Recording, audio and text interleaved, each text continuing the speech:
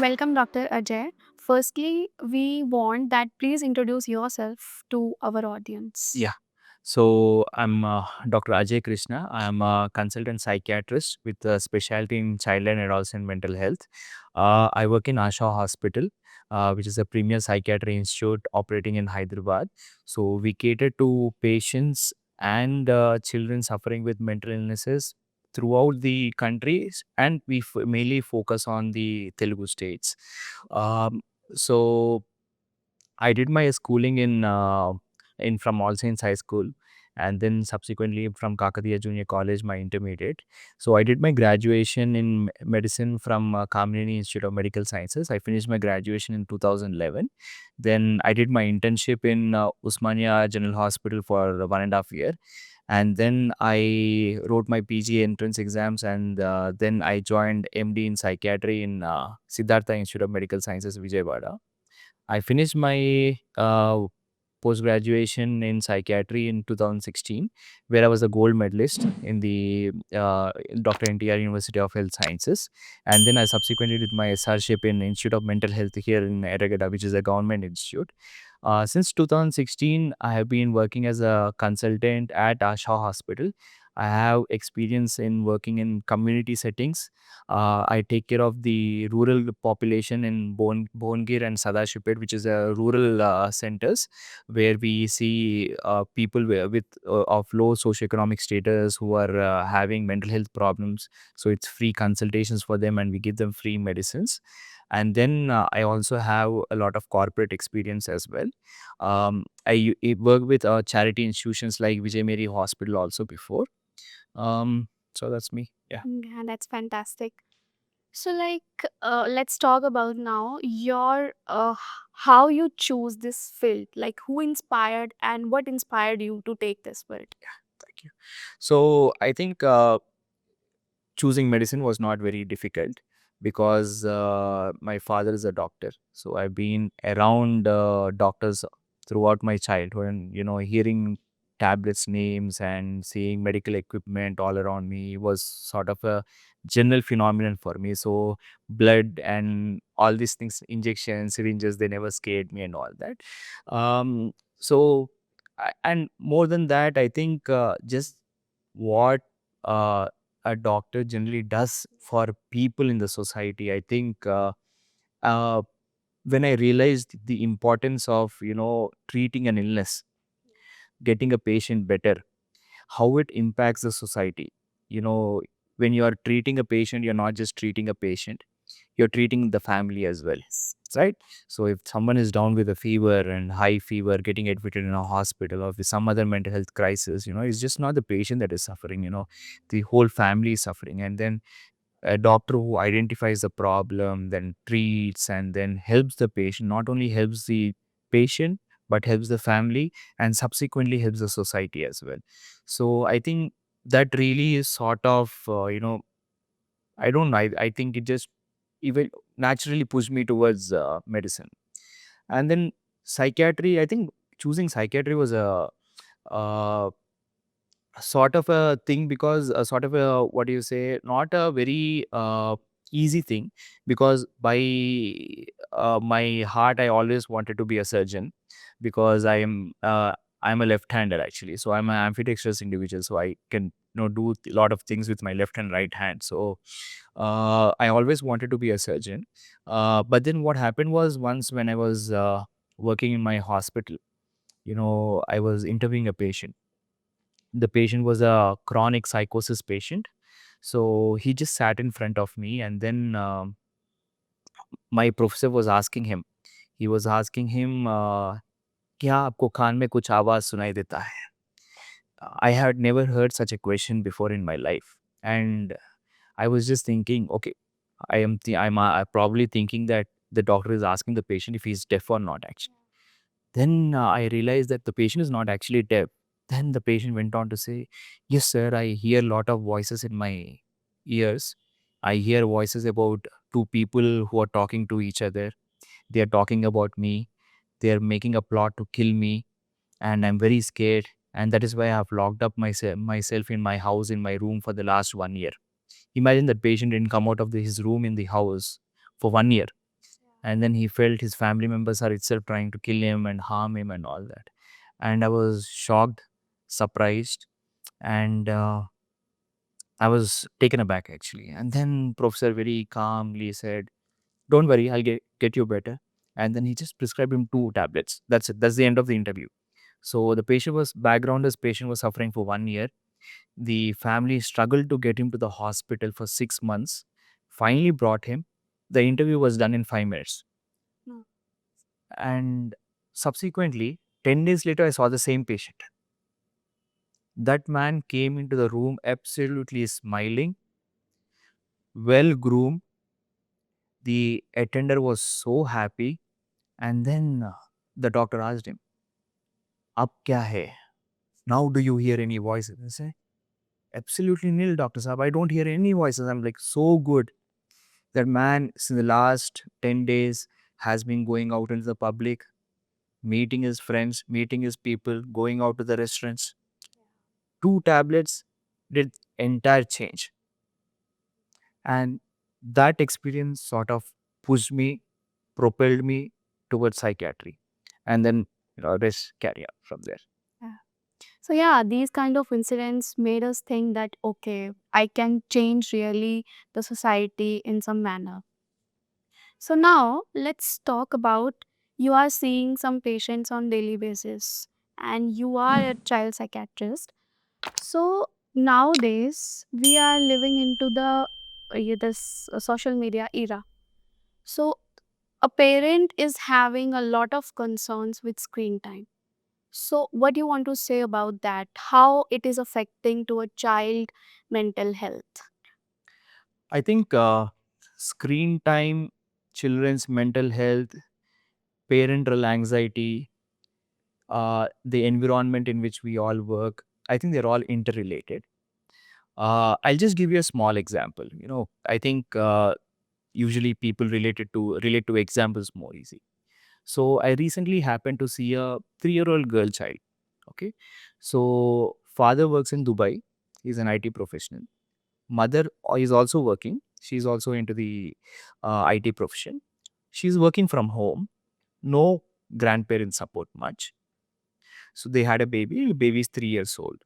So now a lot of financial crisis and all are also there in the family. Now what happened is, since the mother is working, she found it very much easier that the child is actually occupied by herself. You know, you switch on the TV, you leave the TV on. The child is watching the TV, she's occupied, she's laughing and all that. The mother is sort of relaxed because she knows she can work on the computer, she can concentrate on her work and all that. And the child is, reasonably sitting on the couch, the sofa, whatever it is, and then watching the TV, laughing and all that. This and that mother only used to go to the child only to feed her, okay, or to clean the potty or to change her diapers. Okay. And her mother was fairly working a 12-hour shift or something like that. So what eventually happened was, the child, the mother, when she went to a family function 1 year later, okay, she realized that that child is not like the other kids. The child is not talking to other children. The child is not giving and taking a play any role. The child is not pretend playing. Not socially that much Absolutely interactive. not socializing. Absolutely not socializing. And then she also realized that actually the child's verbal language went down. Yeah. Okay. And then she panicked and then she came running to me. Okay. So this is where the role of screen time, parental supervision becomes very, very important. So what is the importance of the screen time, or how it negatively impacts health? This is something that I talk to the parents, fellow professionals, day in and day out. So screen time as such, when you look at it, there are certain recommended guidelines that have already been put in by the professional bodies, whether it comes to the American Academy of Pediatrics or the Indian Academy of Pediatrics. There are guidelines are already there. Yes. They say less than 1 year, absolutely no screen time. Yeah. Zero. But what if when children is not even able to eat without the screen time? Yeah. So see, what happens is we need to understand about reinforcements for children. Anything that is bright, anything that is very attractive, sweet, they instantly pull the children onto them, right? We all see how many children like their candies and ice creams and all that.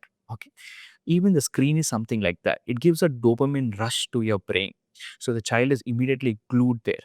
Okay, so what happens is, if you remember, our mothers or our grandparents, when we were kids and all, they used to run around us, Yeah. trying to feed us one after the other, one after the other. The whole eating thing used to be a half an hour, 45 minutes activity.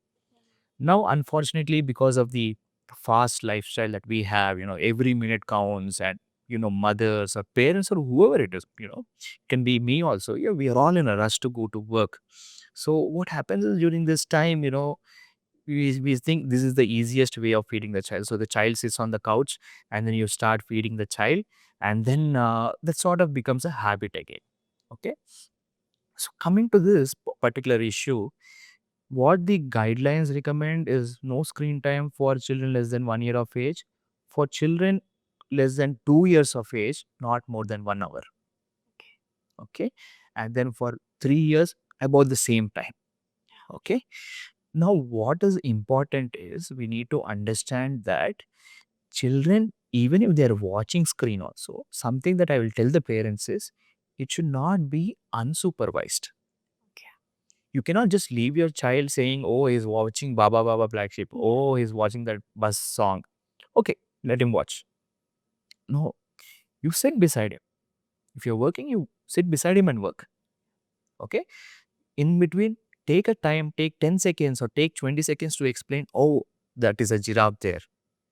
Oh, in the Baba Baba Black Sheep, that is a black sheep that is there. So, what you're doing is you're constantly communicating with the child. Okay. So, this is where the child's brain is growing so much. Development is happening across all different domains. Yeah. Okay. So, screen time during this phase, especially unsupervised screen time, is definitely very harmful.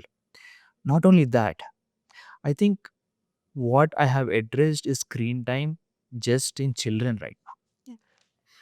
Screen time in young children, 6 to 8 years of age, screen time in adolescents, that's also become a big problem nowadays.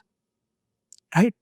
So, if you see the latest statistics, recently statistics, India has the highest population of children, population of adolescents in the world. Yes. In the world.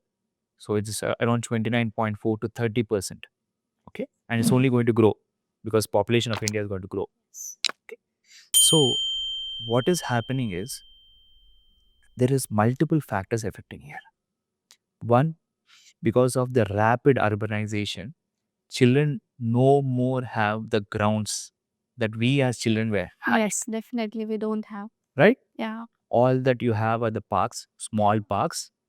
But other than that, this what do you say, playgrounds in the apartments and all that, whatever is there, those small things. Other than that, there is nothing else. Yeah. So rapid urbanization. In tier 2, tier 3, there is some part of there, but in tier 1, there is nothing. Absolutely nothing. Is rapidly declining. Yes. Okay. So what is happening is, because those are not there, children nowadays are more preferring what we call as technology, and then playing games online and all that. So what this does is, one, it slows down the development. Yeah. How do you expect a child who is not running around and who is not playing with friends and who is not interacting with peers to develop normally? How will the child's legs grow? How will the child's joints become strong if he's not running, if he's not jumping, if he's not hanging from the trees? How is it going to happen? Similarly, if a child is there in his room since 1 o'clock in the morning, or sorry, 1 o'clock in the afternoon till 10 o'clock in the night, in his room only playing whatever games it is, whatever. I don't want to name the games, but whatever games it is. How will he know socialization? Yeah. And also now these games have reached that level that they have competition and they have a very big amount of prizes. So the children are having the excuse why we are playing. We have a future in this. I know, I know, I know. Yeah. It's reinforcement. Yeah. There's no, it's like, why do people gamble? Yeah. Why do people gamble? It's same like that. It's absolutely like that. You're giving an incentive to the child just to be sticking to your phone, Exactly. right? So, we don't want to say right, wrong, whatever it is, whatever it is, but I'll say that is not good for the child. Yeah. Okay, children are supposed to play outside. Children are supposed to mingle with other children. Children are supposed to do children stuff. That is very, very important. Yeah. So, like, as you said, there are some extreme cases. But before that, when the children is having, for example, from 0 to let's say 3 or 4 year of age. So in MBBS, we study in pediatrics, there are some milestones that a parent should understand that if at till 2 years of age, if their child doesn't reach that stage, then there is some problem. So according to you, what are the milestones? Because till the age of 4, uh, I don't think so children will understand the life or about themselves. So till that time, I think parents should supervise everything. So what are the milestones? I think that's an excellent question. I think every parent, every adult who's going to become a parent, they should understand about development. Okay, development in a child happens in four main domains. Okay, one is physical domain, social domain, cognitive domain, and emotional domain. Okay, so these are the four main domains that we deal with. I or any pediatrician or a developmental pediatrician, any doctor who is seeing a child, that is what we look at. How is the child developing in these four domains? Okay, so when it comes to physical domain, okay, you have the motor milestones, right? You have the motor milestones. I know every young mother, you ask them, oh, when has this child rolled over? When has this child sat down? Yeah. When has this child sitting up, stood up? When has this child started walking? When has this child started running? Okay. And then we have certain parameters, certain months by which each of this milestone has to happen, right? So, if it is rolling over 3 months, and if it is sitting 6 months, if it is standing up 9 months, if it is slowly walking 12 months and all that. So we need to look at these domains. Okay. And then this is a gross motor. You also have the fine motor one. When is this child actually using his hands to do pick up objects or pincer grasp when it has come, and also so these fine motor things are there. Okay. And then other domain is the social domain. Okay, the social domain is when the child is actually seeing the caregiver, recognizing the caregiver, laughing when the caregiver is there. Okay, or we very frequently see 9-month-old child sticks to the mother, doesn't go to anybody else. Yeah. Right, there's anxiety, stranger anxiety, very normal. So you look for that. You see a 2-year-old child, if the mother tries to send him to a Montessori school, puts him there, immediately starts saying, Mama, take me back. Yeah. Separation anxiety. Normal. Okay. So the social domain we see. And we also see how is this child pretend playing? How is this child mingling with other children? How is this child giving and taking a play? Okay. So this social domain we see. Okay. Then the next to the cognitive domain. Okay. In cognitive domain, what happens? We want to see how is this child thinking ability developing. Okay. Is he able to, understand concepts, understanding reasoning? How is he thinking? Does he know concepts of time? Does he know concepts of morning and evening? What does tomorrow mean? What does yesterday mean? Does this child know that? Okay. So this is essentially what we are looking at. Say less than 4 years old child. This is what we want to mainly see. Not really the algebra, the mathematics, and that comes at a very later on stage. But these things, understanding body parts, you know, You see children who are like 6 years old or 7 years old with global developmental delay who don't know. "Hey, you show me your nails, man."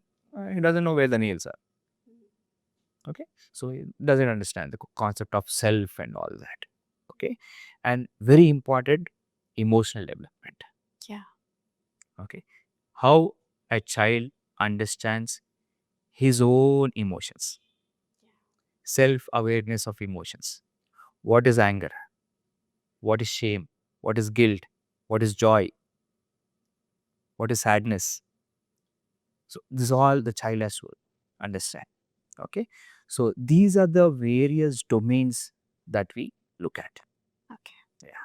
So, like, we have talked about till now the normal emotional or physical or mental well being.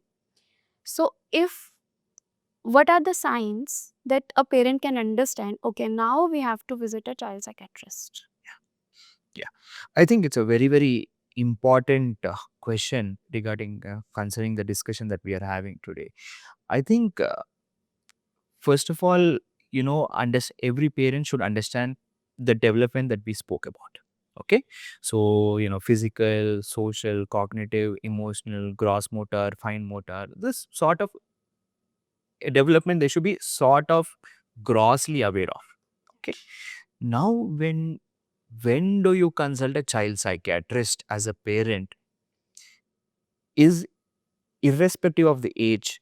If you're having a child, okay, say less than 18 years of age, so young children, if they are not speaking by 2 years of age, absolutely a red flag sign. Okay, by speaking I mean language, Okay. communication. Okay, it can be either verbal, like what we are speaking, or non-verbal, just gestures. You know, even if there is a child who cannot speak, okay, but if the child points out to that bottle there and says, "Mama, I want water, I want water," still good enough. Okay. Okay, but when the child is not really able to speak or express his needs by 2 years of age, definitely we need to consult a professional.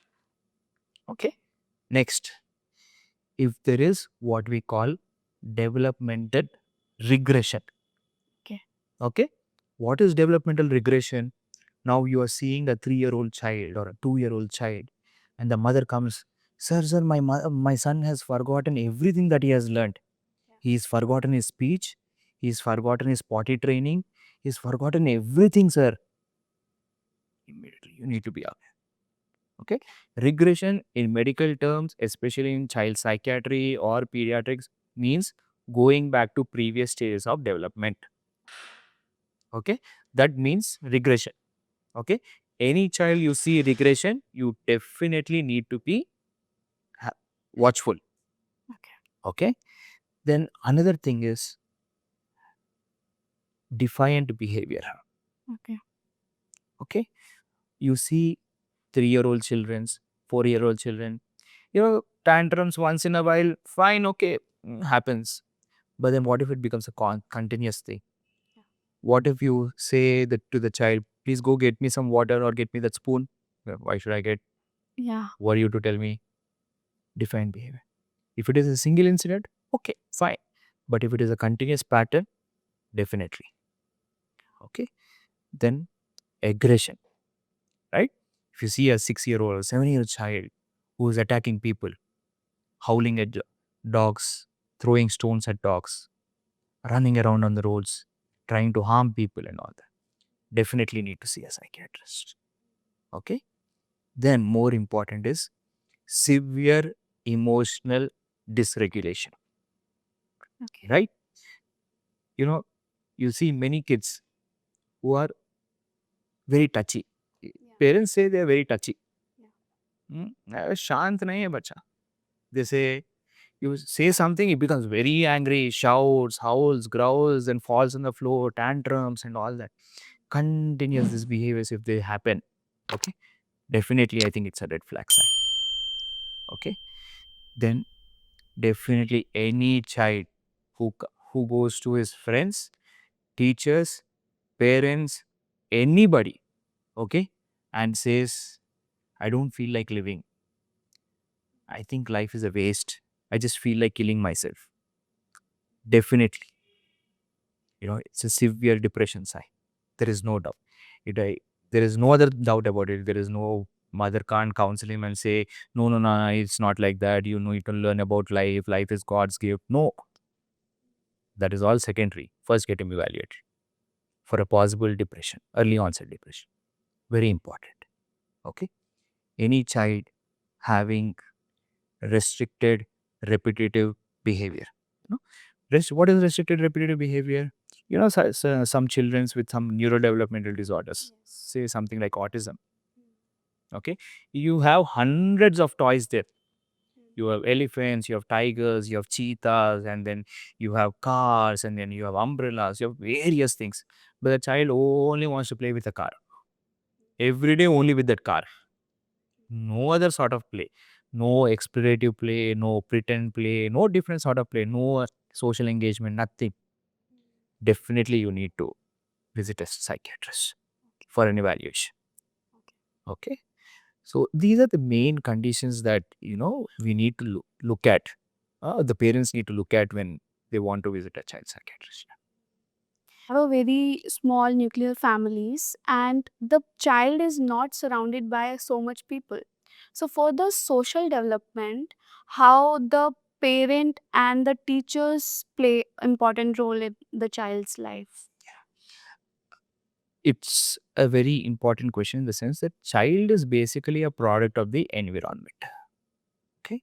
So even in child psychiatry also, though when a child comes to us with some issues or some problems and all that, treating the child is very important. Equally important is explaining the condition that led to the current behaviors to the parents as well. Yeah.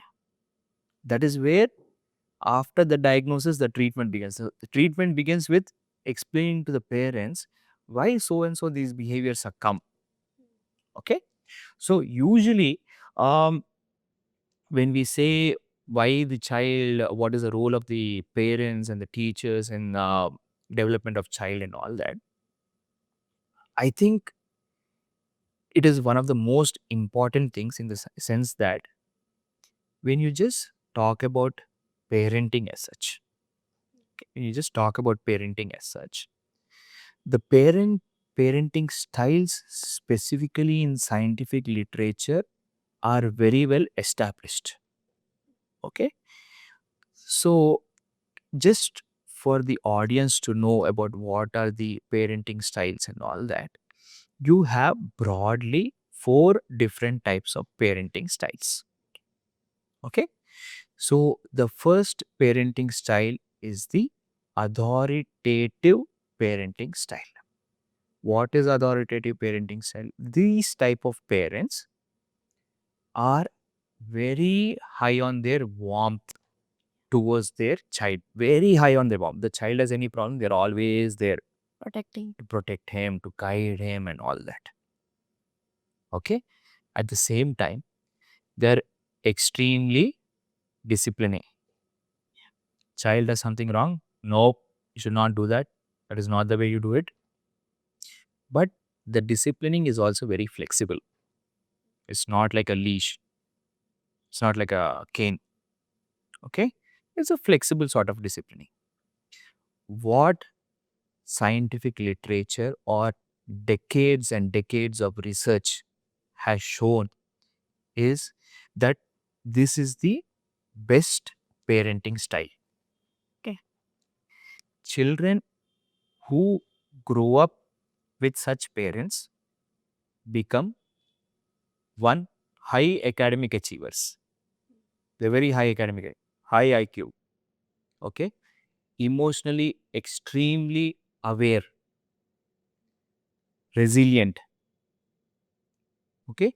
All the qualities that are required for a successful individual in the society come from this sort of parenting style. Okay. Then you have another sort of parenting style that is called authoritarian parenting style. Okay. So these parents are sort of low on warmth, not very warm. Child does any mistake, they're extremely punitive. Okay. At the same time, they're very disciplined. You should not do this. You should not do that. You can't do that. You can't go there. This is not against the rules. No. Again, decades of research has shown that children who are brought up in these sort of environments with these sort of parenting styles, okay, are more prone to depression. Oh. Okay. The identity of the child is they develop this internalizing trait. So everything, all the emotions they are not able to express, they put it into themselves. Okay. Okay. And then you have the permissive parenting style. What is permissive parenting style? These parents are extremely warm, but don't at all discipline the child. जो करना है कर ले, no problem. मैं हूँ, जो करना है कर ले. So these children who are with these parents brought up amongst these households and all that, they develop a lot of behavioral problems because there is no control on the impulsivity in the child, right? Whatever the child wants, he is getting. Yeah. Okay. So they're extremely demanding, they're extremely stubborn when they don't want to get whatever they want. Okay. So this is the permissive thing. So these children develop a lot of behavioral issues, a lot of aggression, stubbornness, and these sort of phenomena happen with these children. And then you have the absolutely neglectful parenting style where parents are completely emotionally absent, as well as disciplining is also very absent. These children have the highest tendency to develop psychiatric problems. Okay. So coming to the important question of how parents help in the child's development and all that, how parents and teachers help in the child's development and all that. The first and foremost is this parenting style. You have a good parenting style where you're emotionally available to the child all the time. Okay. And then you spend time with the child. Okay. And then you're understanding the child uh, cope up with his emotions and the challenges day in and day out and all that. What happens is the child develops a secure base. What is a secure base? He knows anything that goes wrong, I can always come to mommy and daddy, they will protect me. So the security is there. And then so this child starts exploring other things confidently. He's not afraid of the world. He's not afraid of taking a bus. He's not afraid of going out, exploring the world. He's not afraid of making friends. He's not afraid of going to school. Okay. So that is very important. Okay. I think we cannot really delineate between parents and teachers because I think both of them are same in their own way because both are strictly involved with the child in their own way. So, but anyways, coming to the teachers, we'll discuss about that. But parents as such, in addition to this, another important thing is spending time with the child. In just spending time with the child, we want the parents to actively interact with the child. You know, reading reading with the child is a very important thing. When you are going to sleep along with your child, when you're reading a storybook to him. Okay, so all the child is not just learning vocabulary from you, is bonding with you and all that. Okay, and then another thing is when the child is having tantrums. Yeah. Okay, some parents we see they absolutely are very punitive, Yeah, definitely. beating him, punishing him, go to the corner and stand and all that. Okay, they think just by controlling the tantrum, they're disciplining the child. If the child is throwing the tantrum, we need to understand that's a behavior. There is an antecedent to that behavior. Why is the child throwing a tantrum? Okay, so understanding the child, asking to label his emotions as such. Okay, label his emotions. Nana, you're crying because you're throwing a tantrum because you feel sad, you feel anxious about going through school, or you're angry because certain thing doesn't happen. So that sort of removes the confusion from the child. He is able to process his emotions because children know emotion but they are not able to verbalize it. Yeah. That is why a tantrum comes out, right? So if you are allow the child to name the emotion, that is great. That is what happens. And then another important thing is spending quality physical activity with the children, taking them to the parks, taking them to the play areas, and spending time with them, playing with them. That is very important. Okay. And disciplining the children, you know. Children, we know they push us, why won't daddy give us a chocolate? Why won't they? Let me do this, let me do that. Yeah. But then being firm when it is required, at the same time, being warm, that is very, very important. Okay. So I think these are the main things that parents should do to bring about good development in the children. Yeah. Coming to the teachers, I think teachers, again, they are building blocks of any child, student's life. You know, they just don't focus on academics. They help in, development in all aspects. A physical training teacher helps in the physical development, and then math teacher helps in mathematics and all that. So I think teachers also play a very, very important role in the development also, much to what like the parents do.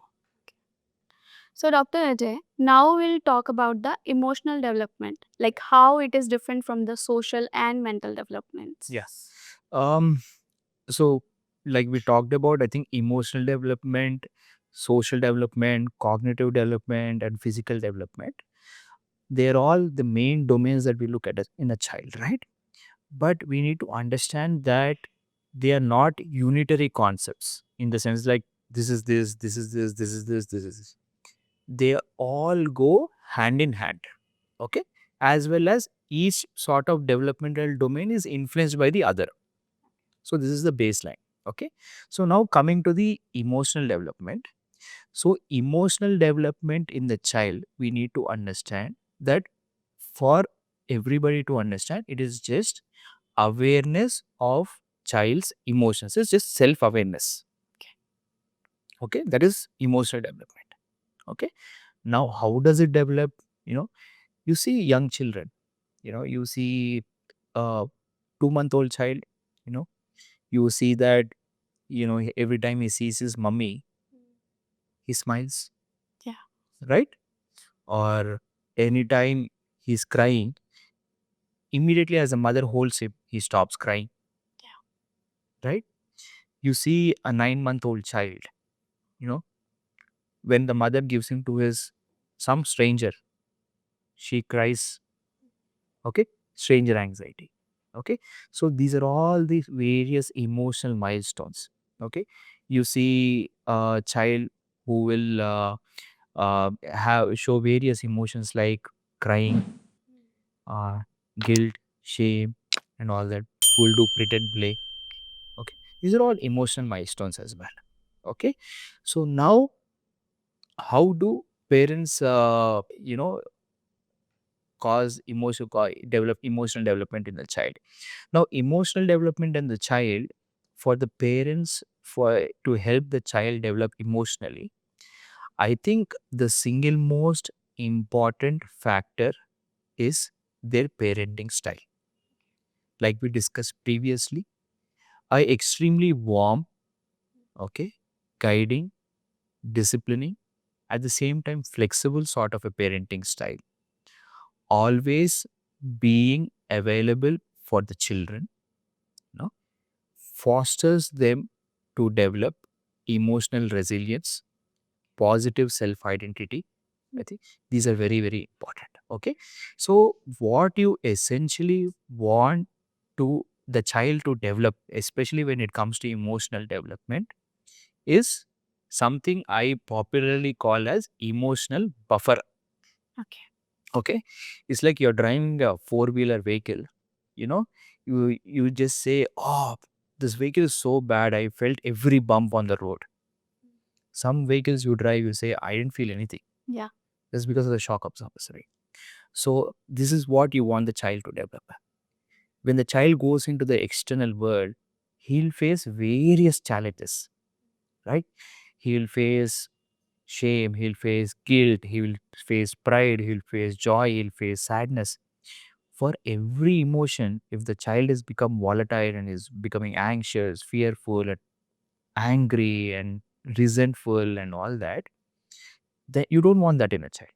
You want the child to be able to process his emotions and then respond accordingly. Okay, that is what you want. So this is very happens with the parenting style. Okay. Okay, that is very important. Then very important is when the child emotions should be validated and labeled. Okay, if the child is crying, tell the child why he is crying. It's just that child is not able to verbalize. He feels sadness, but he doesn't know it is called sadness. You verbalize the child, and then not just verbalize it, you teach him how to cope up with it. Yeah. Yeah. Okay, you're feeling sad. Why are you feeling sad? What should you do? Okay, you got hurt.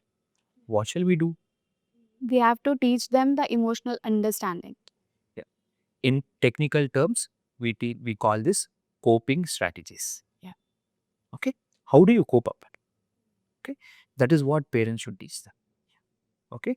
And spend a lot of time with the kids. So I think this is very, very important.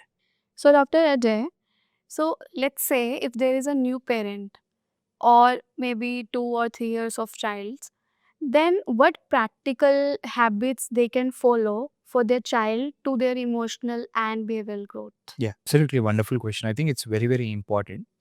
I think when for any new parent or for any young couple who are planning to become parents, they need to understand the challenges. Okay, they also need to understand the roles and responsibilities. First thing, I think, like throughout our discussion today, what I have said is spending quality time with a child is most important. Okay. Okay, that is like the most important thing. You need to spend quality time. You need to be warm with the child. You need to discipline the child flexibly. When the child needs guidance, you need to keep that. Okay, sort of, what we say, emotionally develop the child into becoming a self-dependent, resilient, okay, person who is capable of solving his own problems in a good way, good coping strategies. That is what we need to do. Second most important thing is during sleep times or whenever you get time, keep talking to the child. Okay, is any child less than 3 years of age, the language part of the brain is continuously developing, right? The language part is continuously developing. So the more you talk to the child, the more complex language you use to the child also, the more vocabulary he is memorizing appropriately to use. Okay, very, very important. Okay, so keep talking, keep talking, keep talking. Another most important thing is physical activity along with the children.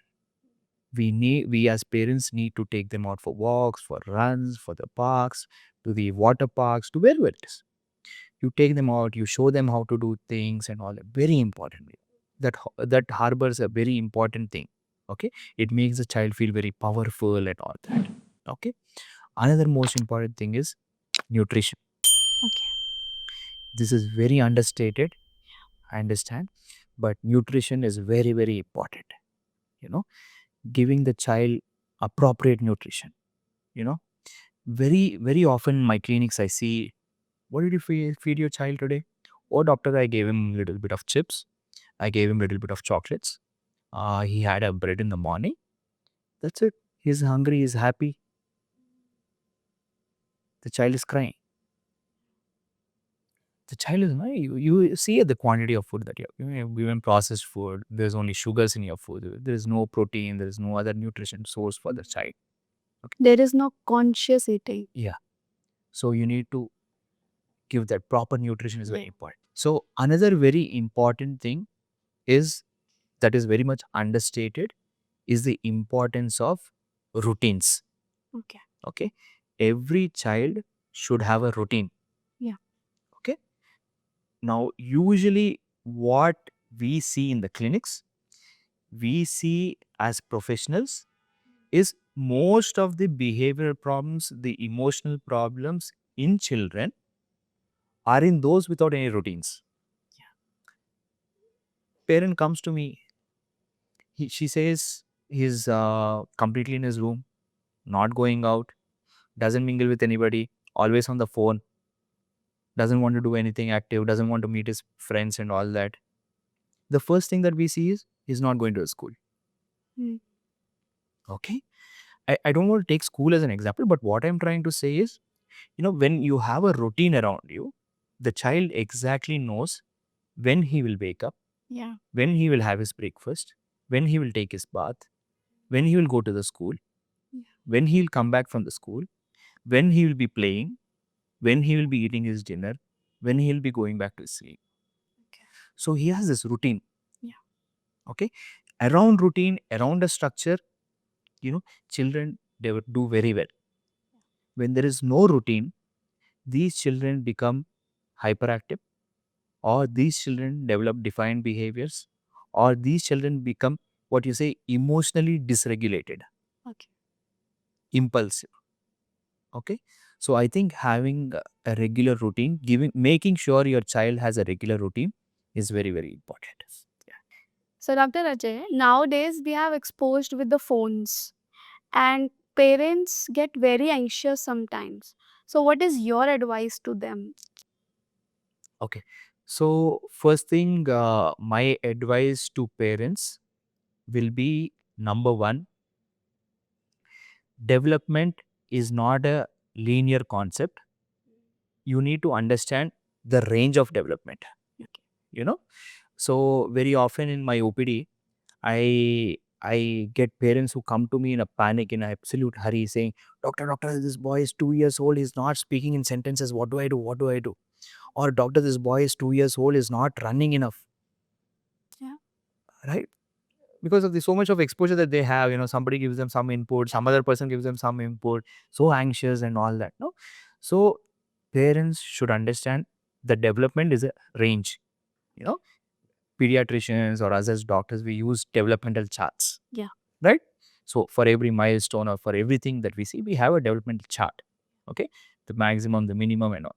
Only if he falls 2 standards below the minimum, then probably would be a little anxious. Okay, so understand that there is a range of development. Okay, that is number one. Number two, parents often make the mistake of remembering incidents. Okay, they come to me saying, "Oh, this boy is a very defiant boy. Oh, this boy throws a lot of tantrums.